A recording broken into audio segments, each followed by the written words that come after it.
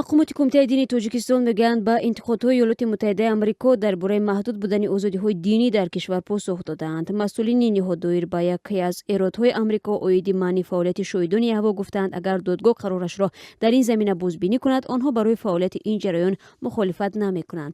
Озодиҳои динӣ дар Тоҷикистон чандин маротиба мавриди интиқоди созмонҳои байналмилалӣ қарор гирифта буд. Аз ҷумла моҳи майи соли равон Департаменти давлати Амрико дар гузориши байналмилалӣ оид ба озодии дин дар соли 2017 Тоҷикистонро ба қатори кишварҳои мавриди нигаронии хос шомил кард.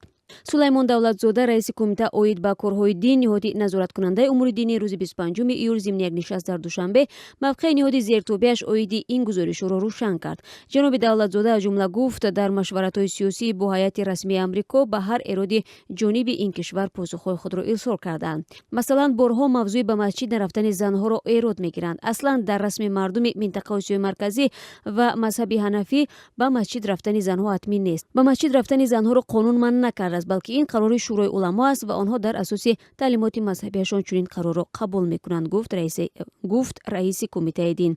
Раиси кумитаи дин афзуд, дар баробари эроди дигари Амрико дар бораи манъ будани фаъолияти равияи насронии шоҳидони Яҳво низ мавқеи худро маълум карданд. Сулаймон Давлатзода дар ҳузури хабарнигорон таъкид кард, ки агар қарори додгоҳ дар бораи манъи фаъолияти шоҳидони Яҳво иваз шавад, онҳо низ барои фаъолияти ин ҷараён маҳдудият эҷод намекунанд.